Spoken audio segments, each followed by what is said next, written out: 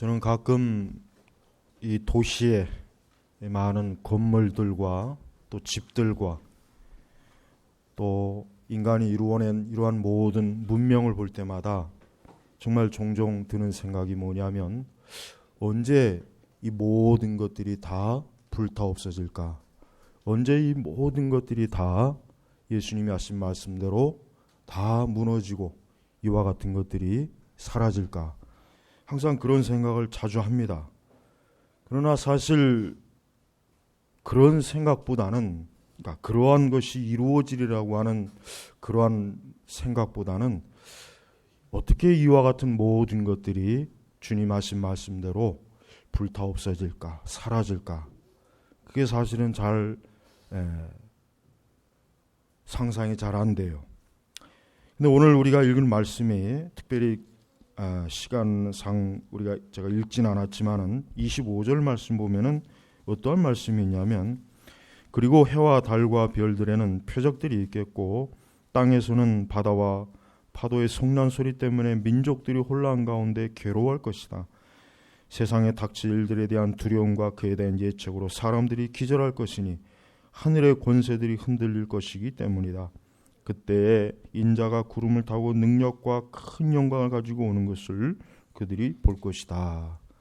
사실 이 말씀이 늘 상상이 안 되는 거예요. 물론 우리는 하나님의 말씀을 상상으로 믿는 것이 아니라 하나님의 말씀은 진리이기 때문에 이 말씀은 반드시 이루어질 것이다. 이 말씀은 반드시 하나님께서 정하신 그 때에 이 말씀이 그대로 주의 말씀하신 대로 이루어질 것이다. 우리는 그런 믿음을 가지고 우리가 말씀을 믿고 우리가 신앙생활합니다. 그렇기 때문에 우리는 지금의 이 세상이 영원하다는 것이 아니라 언젠가는 이 세상은 어때요? 모든 것이 이제는 다 막을 내릴 것입니다. 오늘 특별히 보니까 25절에 보니까 그날이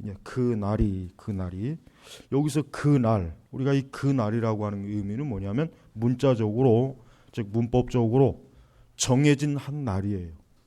그러니까 쉽게 얘기하면은 막연히 어떠한 날이 아니라 하나님께서, 즉 우리에게는 알려주시지 않았지만은 하나님께서 정해놓은 어떤 특정한 날, 이 그날이 바로 그 의미입니다. 그러니까 예수님은 아시겠죠. 예수님이 하나님이신데 그걸 모르시겠습니까? 그 날, 그러니까 하나님께서 특정하게 정해놓은 어떠한 날이 있는데 그 날이 너희에게 덫과 같이 뜻밖에 일어나지 않도록 스스로 조심하여라 그랬습니다. 이 말씀은 누구에게 주신 것입니까? 제자들에게, 우리 그리스도인들에게 주신 말씀이에요. 이 말씀의 1차 대상은 불신앙자가 아니에요. 하나님을 믿지 않는 사람들이 아니라 지금 제자들을 가까이 불러온 모구서, 우리가 복음서에 보면은 마태복음 24장이 특별히 이러한 말씀이 가장 풍부하죠. 그 다음에 마가복음에도 있고 오늘 누가복음에도 있습니다. 예수님께서는 제자들을 특별히 가까이, 그 중에서도 예수님을 더 가까이 하는 12제자와 아마도 70여 명의 제자들까지 포함해서 아마 그들에게만 마지막 때에 내가 너희에게 있을 이러한 일들을 말해주겠다 하면서 선포된 말씀이 지금 오늘 말씀입니다. 또 그 외에 아까 얘기했지만 마태복음이나 마가복음이나 누가복음에는 예수님께서 직접 아주 가까이 따르는 제자들에게 말씀하신 그 마지막 이 세상에 대한 그 징조와 현상과 또 그날을 어떻게 준비해야 되는지에 대해서 예수님이 특별히 말씀해 준 것입니다. 여러분, 그 날이 오면은 이제 이 세상의 모든 것이 다 멈출 것입니다. 그 날이 오면은 이제 이 세상에는 모든 소란함과 요란함이 다 멈출 것이에요. 스포츠 경기도 중단이 될 것입니다. 우리 공부하는 학생들, 그날이 오면 이제 공부를 하지 않아도 돼요. 직장에 가기 싫어하는 우리 직장인들도 이제 더 이상 직장에 다닐 필요가 없어요. 심지어는 교회 예배도 이제 드릴 일이 없습니다. 그날엔 모든 것들이 다 올스톱이에요. 어제도 보니까 그 석탄일이었잖아요. 어제도 보니까 그 불교도들이 얼마나 많이 그냥 연등을 가지고 그 길거리를 행진하는데 확실히 우리나라는 이 제1의 종교는 불교예요. 예? 이 불교를 무시할 수가 없어요. 불교는 물론 역사도 오래됐지만은 워낙 이 뿌리가 깊다 보니까 불교는 어때요? 쉽게 뽑히지가 않아요. 우리나라는 기껏해봐야 기독교가 들어온 지 아직 150년도 안 됐습니다. 천주교는 기독교가 아니에요. 자꾸 기독교 사가들은 천주교까지 합쳐서 200년 넘었다 그러는데 천주교는 기독교가 아니기 때문에 그건 역사로 칠 필요도 없는 거예요. 그러나 이 불교는 1000년이 더 넘어요. 엄청난 세월이. 그러니까 불교를 무시 못하는 거예요. 그러니까 한때는 불교가 거의 쇠락했다가 다시 중흥을 했잖아요. 중흥. 예, 엄청나게. 그게 무슨 뭐 할아버지나 할머니들이 뭐 절에 가는 게 아니더라고요. 보니까 젊은 사람들도 그렇게 불교를 많이 추종해요.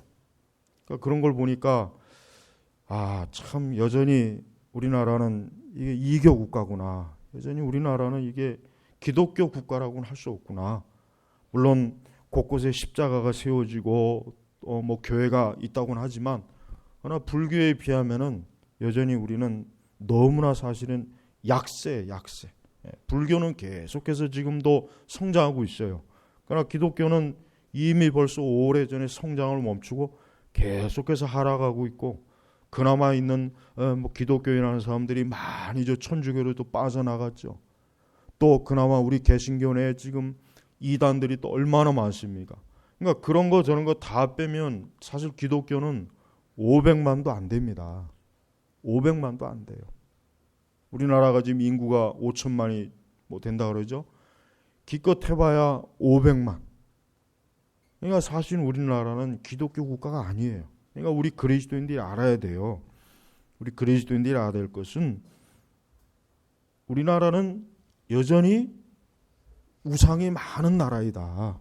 그걸 알아야지 마치 우리나라가 기독교 국가인 양 그렇게 착각을 하고 있는 게 큰 문제란 말이에요. 착각을 하면 안 돼요. 우리나라는 여전히 불교 거기다 또 미신 이런 것들이 여전히 강해요. 이런 것들을 뿌리칠 수가 없는 거예요. 조선 말에 그 우리 한국을 조선을 방문한 어떤 여성 그 여행하는 어떤 학자가 그랬어요. 조선 사람들은 평소에는 유교, 어려울 때는 불교, 더 급할 때는 무당. 그 비숍 여사가 딱 그걸 지적했어요. 얼마나 정확한 지적입니까? 지금도 그래요. 우리 기독교인들 평소에는 교회 와요. 급하면 무당 찾아가는 사람들 많습니다. 급하면 점집 가는 사람도 많아요. 급하면은 우상도 다 찾아요. 여러분 우리나라 기독교는 여전히 이러한 이교적인 요소들이 우리 이 교회 안에도 굉장히 꽉 찼어요. 근데 그걸 좀처럼 그걸 벗겨내질 못해, 버리질 못해. 왜? 그런 걸 버리게 되면은 사람들이 교회를 안 오거든. 교회를 안 와요. 교회를 들어오려고 하지 않아요. 그러니까 그런 것들을 그냥 붙잡을 수밖에 없는 그러한 지금 안타까운 상황이 온 거예요. 여러분 우리가 알아야 돼. 우리 한국은 이교 국가예요. 이교 국가. 그걸 알아야 돼. 그러니까 냉정하게 현실을 인식해야 돼요. 자꾸 무슨 뭐 천만 성도고 어쩌고 저쩌고 떠드는데 그건 거짓말. 한 번도 우리나라는 1000만 명이 기독교인이 된 적이 없어요. 그리고 앞으로도 될 일이 없을 거예요. 지금 이대로 가면은 아마 거의 이제 이 교회는 거의 이 상태로 가면은 교회는 거의 다 무너집니다. 교회가 또 온전한 상태도 아니지 않습니까? 교회가 얼마나 엉망이에요. 여전히 아무리 뭔 얘기를 해도 여전히 어때요? 교회는 계속해서 밑으로 하락을 하지 위로 상승을 하지 못하고 있어요. 물론 하나님께서 혹 큰 은혜와 또 긍휼을 베푸셔서 또 우리나라 교회가 다시 한번 크게 참된 부흥을 할 수 있는 그러한 은혜를 베풀어 주시기를 우리가 기도하고 소망해야 되겠지만은 정말 그럴 수 있을지는 그건 모르겠습니다. 여러분 우리 주님이 이런 말씀하십니다. 너희 마음이 어때요? 방탕과 술 취함과 생활의 염려들로 짓눌리지 않고. 여러분 아까 제가 그랬죠? 이 말씀은 이방인들에게 한 게 아니에요. 이 말씀은 지금 제자가 아닌 사람들에게 한 말이 아니에요. 그런데 왜 예수님께서 방탕과 술 취함과 생활의 염려? 제자들이 방탕하고 술 취하고 생활의 염려를 했나? 그럴 수 있는 가능성이 충분히 있기 때문에. 왜? 우리 사람은 여전히 부패하고 타락한 본성을, 영향을 우리는 가지고 있단 말이에요. 우리가 이 육체를 벗어나서 하나님의 그 영화로운 나라에 들어가기 전까지는 우리는 쉽게 얘기하면 이와 같은 이 세속적이고 육적인 것에 우리는 자칫하면 어때요? 매일 수가 있다는 거예요. 매일 수가 있다. 그러니까 주님께서 너희 마음이, 우리의 마음이 무엇보다도 무릇 지킬 만한 것을 지킬 때 뭘 지켜야 된다 그랬죠? 잠언에 마음을 지켜야 된다 그랬어요. 우리의 마음을 지키라 했어요. 마음을. 우리의 마음이 자칫하면 방탕. 이 방탕 안에는 모든 게 다 들어가는 거예요.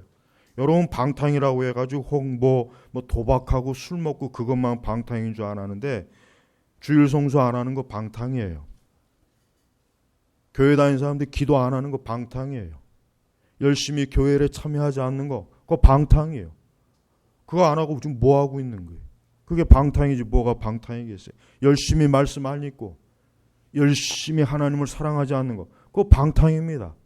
무슨 밖에 나가서 경마장이나 무슨 경륜장 가서 도박하고 맥주집 가서 술 먹고 이것만 방탕이 아니란 말.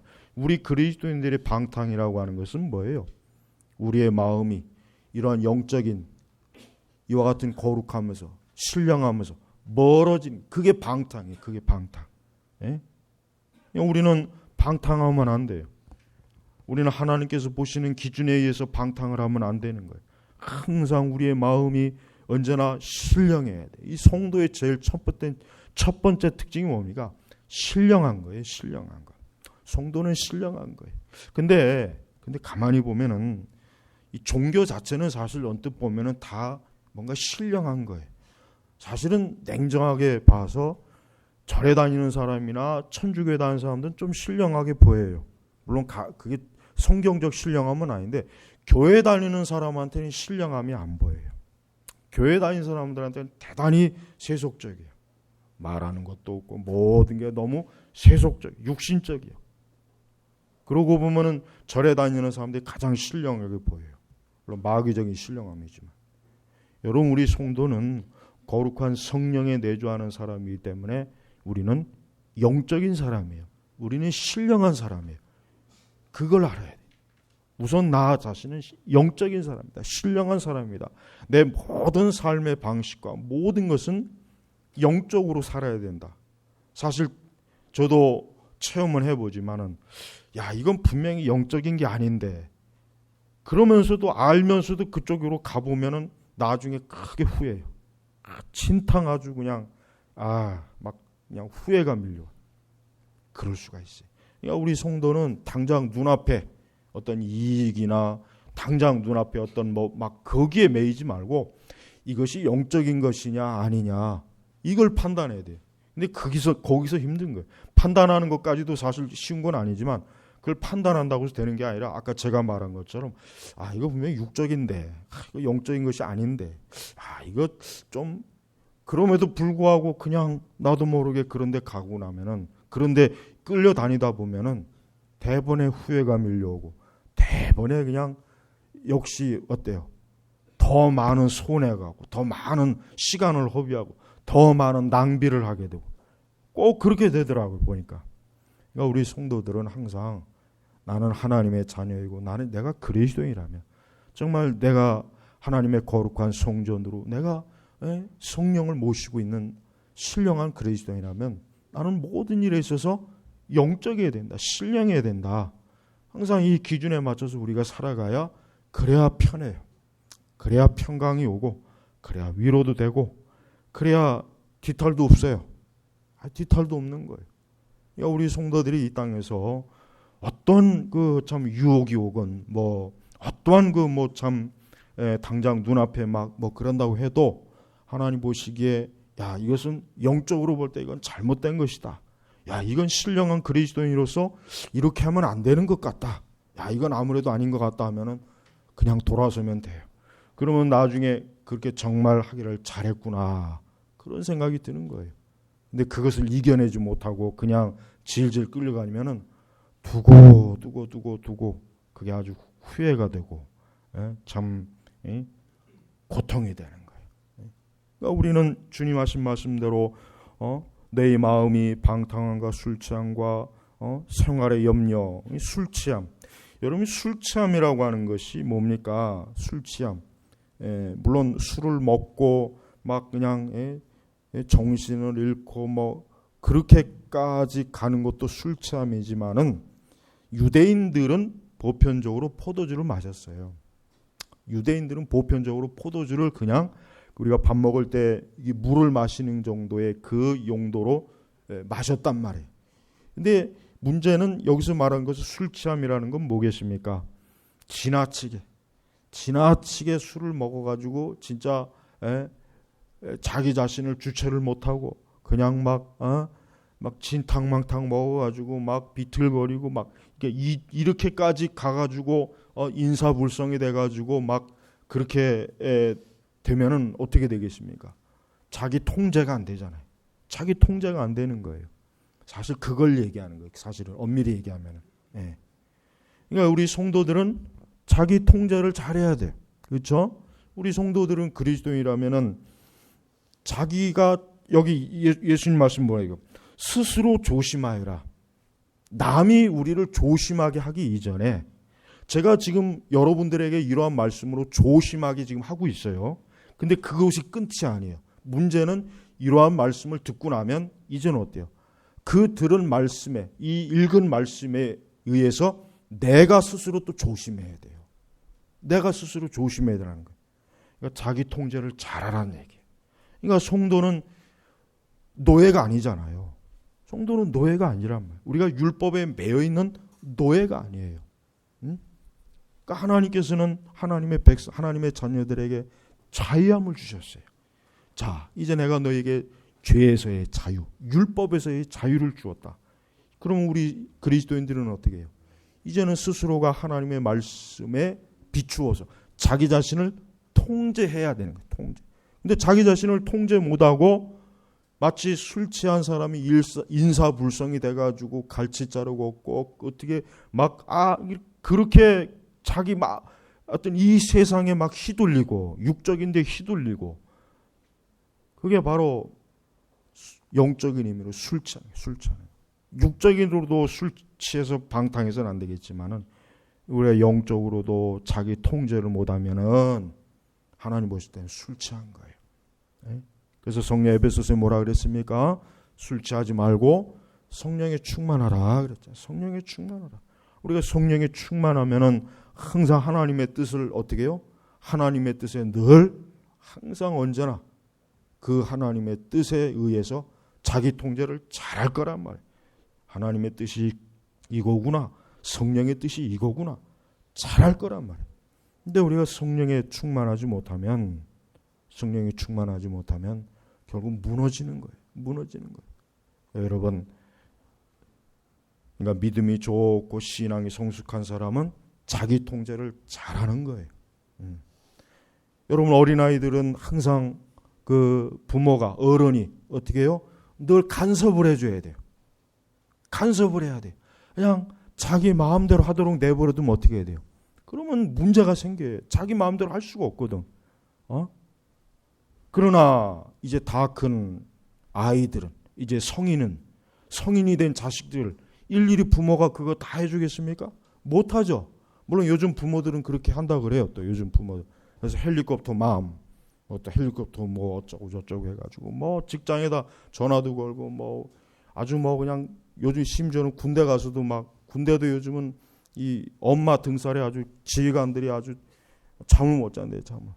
훈련하는 장소까지 와가지고 막 피자 사주고 통닭 사주고 야, 그 정도까지면 진짜 참 대단한 거예요 그거. 근데 그게 사실은 좋은 게 아니죠. 그 자녀가 어느 정도 이제 됐으면 스스로 하게 해야지 스스로. 그러니까 여러분 혹시 뭐 이제 머리가 다 큰 자녀들 같은 경우 신앙생활도 그걸 부모가 어떻게 할 수가 없어요. 하나님 앞에 맡겨야 돼. 더 이상 할 수 없어요. 그러나 경고는 해요. 네가 그런 식으로 계속 하나님 멀어지면 너 언젠가는 하나님께서 반드시 너 한번 손을 볼 것이다. 그때 너는 아마 엄청나게 뼈아픈 눈물을 흘릴 것이다. 그 한마디만 해줘. 다른 말 할 필요가 없어. 이젠 자기가 책임을 져야 돼. 더 이상 어린아이가 아니란 말이에요. 그러니까 자녀들이 다 큰 성인들이 교회를 안 다니는 그 자녀들에게는 딱 그 한마디 경고로 하고 이제 끝내버려요. 그래서 계속 기도해. 그가 그 자녀들이 주님 앞으로 돌아오도록. 그러니까 신앙이 좋다는 것은 항상 교회 안에서도 그래요. 신앙이 좋다는 것은 자기 통제를 잘하는 성도예요. 알아서 잘하는 거예요. 목회자가 지적하기 전에, 목사님이 책망하기 전에, 아니 하나님께서 책망하기 전에 스스로 이것은 이러면 안 되겠구나. 이것은 하나님 말씀이 합당하지 못하구나. 이것은 내가 반드시 회개하고 고쳐야 되겠구나. 돌이켜야 되겠구나. 이것은 참 성도로서 이건 합당하지 않구나. 자기 스스로 돌이켜야 되는 거예요. 그게 바로 좋은 성도, 그게 바로 성숙한 믿음을 가진 성도예요. 그러나 그렇지 못한 신자는 꼭 반드시 꼭 한번 일이 터져야 그때서야 이제 이게 아니구나. 그러니까 스스로 조심해야 되는데 스스로가 아니라 타인에 의해서, 어떤 외부의 어떤 다른 세력에 의해서 그렇게 하는 것은 그것은 좋은 신앙, 그건 성숙한 신앙이 아니란 말이에요. 그러니까 주님도 제자들에게 스스로 조심해라. 스스로. 내가 언제까지 너희들과 함께 육신으로 같이 있을 수는 없다. 이게 언젠가는 내가 주님 하신 말씀대로 이제는 보혜사 성령님을 보내실 거 아니에요. 그럼 제자들 스스로가 하나님의 말씀대로 기도로 스스로 이제는 복음을 전하고 교회를 세우고 하나님의 뜻을 이루는 사명을 감당하잖아요. 우리 성도들도 마찬가지예요. 스스로 조심해야 되는 거예요. 스스로. 또 스스로 조심할 게 뭡니까? 생활의 염려. 사실 오늘날 사람들이 제일 많이 하는 게 생활의 염려죠. 참 이 생활의 염려는 참 어려워요, 진짜. 이건 참 정말 쉽지 않은 문제예요. 이 생활의 염려. 인간이 참 살아가는 데 있어서 이 생활이 어디 쉬운 건 아니잖아요. 특히 지금 우리 지금 한국 지금 같은 이렇게 경제도 어렵고 집값도 그냥 굉장히 사람들이 살기가 어렵다. 이게 다 뭡니까? 이게 사실 생활의 염려예요. 생활의 염려. 근데 이 생활의 염려는 정말 이것도 역시 현실적인 문제이기 때문에 그렇게 쉬운 문제는 아니에요. 그냥 우리가 가볍게 그까지 생활의 염려 그거 떨쳐버려. 그렇게 할 수 있는 문제는 절대 아니에요. 그렇게 순진하게 대응할 문제가 아니란 말이에요. 생활의 염려는 심각한 거예요. 그런데 주님은 그래도 생활의 염려들로 짓눌리지 않아야 된다는 거예요. 그럼 짓눌리지 않을 수 있는 방법이 뭐겠습니까? 가장 좋은 방법은 기도하는 거예요. 사실 기도하는 거예요. 그래서 우리 주님이 말씀하셨잖아요. 36절에 기도하며 항상 깨어 있어라. 사실 생활의 염려로 힘들어할 때 어떨 때는 기도도 힘듭니다. 진짜. 기도도 그렇게 쉬운 게 아니에요. 그러나 우리가 어떤 생활의 염려로 짓눌릴 때, 경제적인 압박, 취업의 압박, 결혼의 압박, 하여튼 모든 것, 이 생활이랑 우리 인간사의 모든 것, 어떠한 것들이 나를 짓누를 때 그때는 어떻게 됩니까? 기도해야 되는 거예요. 기도해야 돼요. 다른 방법이 없어요. 예수님 말씀하신 것처럼 너희 모든 염려를 다 주께 맡겨라. 아무것도 염려하지 말아라. 하고 기도하는 거예요. 그 외에 다른 방법은 없어요. 다른 방법이 있으면 한번 저에게 말씀해 주세요. 다른 방법 없습니다. 별짓을 해도 안 돼요. 딱 한 가지. 자살하면 돼. 자살하면 끝이에요, 그냥. 그러니까 사람들이 자살하는 거예요. 우리나라 자살 비율이 OECD에서 두 번째인가 첫 번째인가 하여튼 나쁜 건 항상 선두예요, 선두. 늘 나쁜 건 선두예요, 선두. 근데 그런 길로 가면 안 되겠죠. 우리 성도는, 우리 그리스도인들은 그런 길로 가면 안 되죠. 기도하는 거예요. 근데요, 많은 그리스도인들이 그냥 말로만 기도한다 그러지 입만 살아가지고 실제로 기도는 안 하잖아요. 그러면서 맨날 생활의 염려에 찌들리는 거예요. 근데 기도해야 됩니다. 기도가 우리 그리스도인들에게는 모든 짓눌리는 데 있어서 유일하게 해방할 수 있는 길이 기도예요. 그러니까 기도 그만큼 해보지도 않고 뭐 기도해봐야 소용이 없대요. 뭐 기도해봐야 아무 뭐 없습니다. 그런 말하면 안 돼요. 기도하는 거예요. 하나님께서는 우리의 생활에 우리 주님이 말씀하세요. 생활의 인력 주님이 아시잖아요. 몰랐으면 주님이 이런 언급을 했겠어요?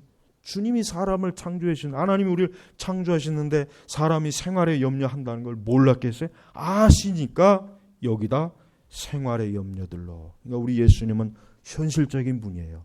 예수님은 단 한마디도 뜬구름 같은 소리 한 적이 없어요. 단 한마디도 더 구름 위에 앉아갖고 그저 하늘 아래 내려다보면서 야 이렇게 하면 되잖아. 그게 아니에요. 예수님은 절대로 뜬구름 잡는 소리, 자다가 봉창 두드리는 소리 한 적이 없어요. 전부 다 현실적이에요. 그러니까 절대 성경의 말씀을 비현실적이라고 그런 믿음이 그게 마귀의 믿음이에요. 성경은 현실적인 책이에요. 성경은 우리가 인간의 모든 살아가는 데 있어서 답을 준단 말이에요. 답을. 해결을 주는 거예요. 그러니까 우리는 어떠한 문제와 어려움이 있을 때 성경을 통해서 우리에게 해결하면 돼요. 성경은 분명히 해결할 수 있는 길을 다 이미 제시해 놨어요. 다만 우리가 그걸 찾지 않고 구하지 않고 믿지 않기 때문에 우리가 스스로 고통을 당하는 것 뿐이란 말이에요. 그러니까 주님 하신 말씀대로 생활의 염려들로 짓눌리지 않고 그러면 뭡니까? 그날이 너희에게 덫과 같이 이 덫이라고 하는 게 뭐겠습니까? 덫은 뭐예요? 숨겨놓은 거예요. 산에 사냥꾼들이 덫을 만들 때는 짐승이 잘 보이도록 만듭니까? 짐승을 무시하면 안 돼요. 짐승도 똑똑해요. 다 알 거 다 알아요. 짐승도. 때리면 막 화내고 먹을 거 주면 좋아하고 짐승도 다 그래도 어느 정도 지능이 있어요. 짐승도 잡으려면 덫을 숨겨놓는 거예요. 근데 예수님이 하신 말씀이 뭐냐면 주님이 오시는 마지막 그날인 마치 덫과 같이 숨겨놓았다는 거예요. 그래서 주님도 그날이 근데 이 날이 언제인지는 모르지만 그날이 딱 정해진 날이에요. 정해진 날. 그러니까 덫과 같이 숨겨놨어요. 우리가 그날을 알면 참 좋겠는데 덫과 같이 숨겨놓는 거예요. 숨겨가지고 뭡니까? 뜻밖에 임하지 않도록 스스로 조심하여라. 사실은 스스로 조심하지 않는 사람은 뜻밖에 임하는 겁니다. 역으로 해석하면 돼요. 결국 주님 하신 말씀대로 스스로 조심하지 않는 사람은 덫과 같이 뜻밖에 임해가지고 엄청난 해를 당하거나 부끄러움을 당하거나 수치를 당하거나 그렇게 된다는 거예요. 그러니까 그렇게 되지 않도록 너희 스스로 조심하여라 하면서 하시는 말씀이 그날 작은 이 글자가 작은 건 그 성경 해석자들이 첨가해 놓은 거예요. 이해하기 쉽게. 온 땅 위의 모든 이들에게 임할 것이기 때문이다. 자, 이게 중요합니다. 모든 사람에게 임한다. 모든 예외가 없어요. 그날, 즉 그날이 언제 올지는 모르겠지만 하여튼 그날이 오면은 온 세상의 모든 사람들 아마 그날도 우리 그리스도인들은 예배를 드리거나 기도를 하거나 우리도 직장에서 일하거나 아니면 혹시 여행 중에 있을 수도 있고 모든 사람이 다 그런데 그날이 임하면 뭐예요? 온 땅 위에 사는 모든 이들에게 임한다 그랬어요. 임한. 여기서 제외되는 게 없어요. 그러니까 우리 그리스도인들이 주의해야 돼요. 우리가 종말론에 보면 이 천년왕국 중에 천년왕국 보면은 이 천년왕국 그 교리를 보면은 성도들이 과연 이 땅에서 환난을 당하냐 안 당하느냐 이게 사실은 참 굉장히 참 중요한 여건인데 어떤 종말론은 성도들은 이 땅에서 환난을 안 당한다 그렇게 해석을 하고 근데 저는 성도들도 이 땅에서 환난을 당한다 저는 그쪽이에요. 저는 적어도 현재까지는 그쪽이에요. 분명히 성도들도 이 땅에서는 환난을 당할 것이다. 그러니까 사실 오늘 이 말씀에도 온 땅 위에 사는 모든 이들에게 임할 것이기 때문에 그러니까 사실은 이 온 땅의 모든 이들 중에는 우리 그리스도인들도 있는 거예요. 그죠? 우리 그리스도인들도 있는 거예요. 믿지 않는 사람들만 있다면 굳이 주님께서 제자들에게 이런 말씀하실 필요가 있을까요? 해당되지도 않는 건데 있는 거예요. 그러니까 여러분 절대 영적인 경계심을 푸지 말고 주님 앞에서 뭡니까? 너희가 앞으로 일어날 이 모든 것들을 피하고 인자 앞에 서도록 기도하며 항상 깨어 있어라. 근데 사실은 그 날이 오면은 거의 모든 사람들이 덫과 같이 뜻밖의 주님이 임해서 아마 너무나 많은 사람들이 그날 그 종말의 덫에 그만 다 걸려가지고 아마 탄식과 고통과 괴로움의 비명을 저지를 게 분명해요. 그러니까 주의 하신 이 말씀을 우리가 지금 잘 귀담아 들어야 돼요. 그러니까 우리가 아무 생각 없이 아무 준비 없이 특별히 영적으로 아까 제가 얘기했지만 성도는 영적으로 준비하고 영적으로 살고 항상 영적인 경계심을 잘 가지고 그래야 그날이 덫과 같이 뜻밖의 임하지 않는데 우리 자신들이 그만 풀어지는 거예요. 어떻게 하다가 그냥 풀어져 버렸어요. 열심히 기도하던 사람도 기도가 흐트러지고 교회도 나왔다 안 나왔다 하고 말씀도 안 읽고 하나님 앞에 예배하는 것도 시원치 않고 이 은혜의 수단도 부지런히 사용하지 않고 마음에는 아까 얘기했지만 그 마음에는 자꾸 다른 게 들어오는 거예요. 세상에 돈 버는 거, 사람 만나는 거, 세상에 분주한 사업, 그날이 오면 사업도 딱 중지돼. 아무리 대단한 사업 프로젝트라도 그날이 오면은 모든 사업이 딱 멈춰져요. 모든 게 올스톱이요. 세상에 모든 게 다 올스톱 한단 말이에요. 그날이 오면은 모든 사람에게 임하고 모든 땅 위에 다 임하기 때문에 그러니까 여러분 우리가 보이는 이 세상을 영원하다고 생각하면 안 돼요. 제가 아까 서두에도 그랬죠. 저는 진짜 저 롯데타워가 언제 무너질까? 지금 한참 짓고 있는데 거기 가서 저게 언제 무너질까? 근데 무너지지 않겠어요, 저거? 저것뿐이겠습니까? 아까 말씀도 봤잖아요. 25절 그리고 해와 달과 별들에는 표적들이 있겠고 땅에서는 바다와 파도의 성난 소리 때문에 민족들이 혼란 가운데 괴로워할 것이며 세상에 닥칠 일들에 대한 두려움과 그에 대한 예초로 사람들이 얼마나 두려우면 기절할 것이니 기절. 우리가 이건 상상을 못하는 거예요. 이거 우리가 지금 현재 아무리 이 말씀을 읽고 그날이 막 어떻다 막 해도 이게 상상이 안 되는 거예요. 기절할 것이다. 이 기절한다는 거에 뭐예요? 그냥 완전히 그냥 까무러 치는 거예요.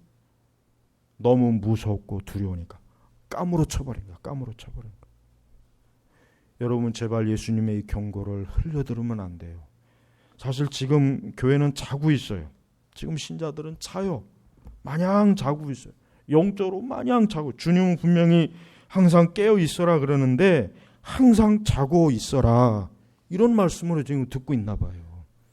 주님은 항상 깨어 있으라 그러는데 우리는 항상 자고 있어라.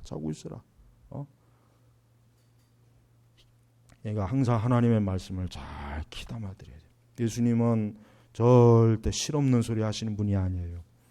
모든 말씀이 생명의 말씀이요 우리 성도들에겐 중요한 말씀이기 때문에 항상 깨어 있어야 돼. 군대 가 있어도 깨어 있어야 돼.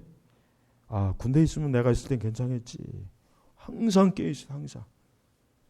이게 우리 신자들에게 주시는 주님의 경고하심이에요. 지금 교회는 사실 이 예수님의 이런 말씀을 교회에서 많이 선포해야 돼.